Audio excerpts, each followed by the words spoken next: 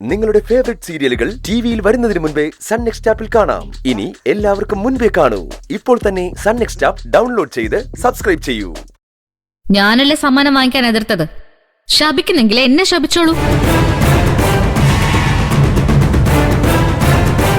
തങ്കച്ചി ഒരു കളങ്കിത വ്യക്തിത്വം അമ്മേ. കൊള്ളപ്പലിശക്കാരി, കണ്ണിച്ചോരയില്ലാത്തവള്. അങ്ങനെ ഒരുത്തിയുടെ കയ്യിൽ നിന്ന് സമ്മാനം വാങ്ങേണ്ട ഗതികേടൊന്നും എന്റെ ഭർത്താവിന്റെ നീതിക്കില്ല.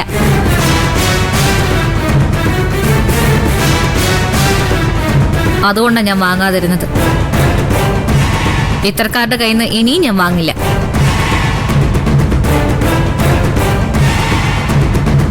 നിത്തേ,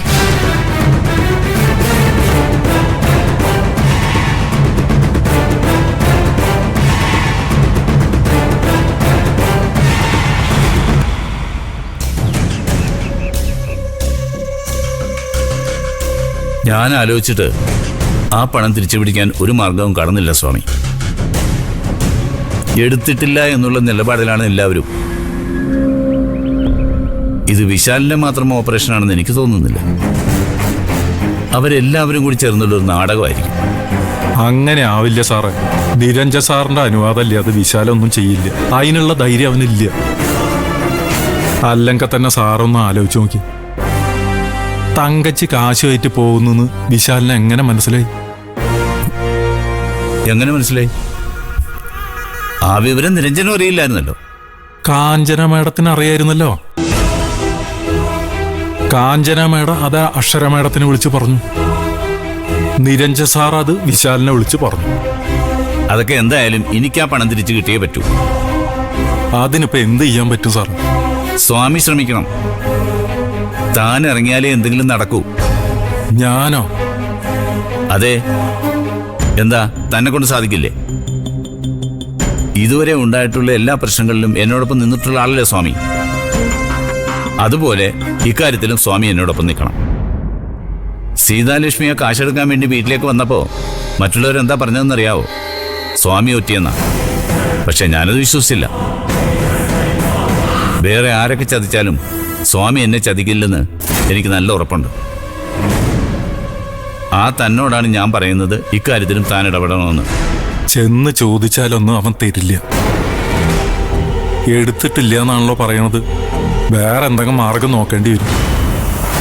എന്ത് മാർഗം വേണമെങ്കിലും നോക്കാം. അതൊക്കെ സ്വാമിയുടെ ഇഷ്ടം. എന്തായാലും എനിക്ക് ആ പണം തിരിച്ചു കിട്ടണം. ശരി സാറേ, ഞാനൊന്ന് ശ്രമിക്കാം. അതിനു മുന്നേ സാറ് ചെയ്യേണ്ട ഒരു കാര്യമുണ്ട്. നിരഞ്ജൻ സാറിന്റെ അക്ഷര മേഡത്തിന്റെ അക്കൗണ്ടിലേക്ക് ആ പണം വന്നിട്ടുണ്ടോയെന്ന് നോക്കണം. വന്നിട്ടുണ്ടെങ്കിൽ അത് തന്നെ ഒരു തെളിവാണല്ലോ. ഇല്ലെങ്കിൽ ഞാൻ ഇറങ്ങാം. ആ കാശ് സാറിന്റെ കയ്യിൽ തന്നെ തിരിച്ചു വരണമെന്ന് എനിക്കും ആഗ്രഹമുണ്ട്.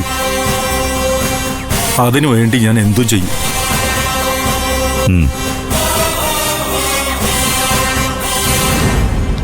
നീ വിളിച്ചിട്ടാണോ തങ്കച്ചി വന്നേ? അല്ല, അവരിവിടെ വരാൻ പാടില്ലായിരുന്നു. എന്താ വന്നാല്? നിന്റെ പരിചയക്കാരിയല്ലേ അവര്. അവര് സമ്മാനം തരണമെങ്കിൽ നിനക്ക് തരണമായിരുന്നു. എന്തിനാ നിത്യക്ക് കൊടുക്കാൻ പോയത്? നിത്യക്ക് കൊടുക്കുന്നത് എനിക്ക് തരുന്ന പോലെ അല്ലേ? അല്ല, രണ്ടും വ്യത്യാസമുണ്ട്. അത് ശരി. അപ്പൊ അമ്മ ദേവിക ചെയ്ത് ശരിയാന്നുള്ള പക്ഷത്താണോ? സംശയം എന്താ? ഞാൻ അവളുടെ കൂടെയാ.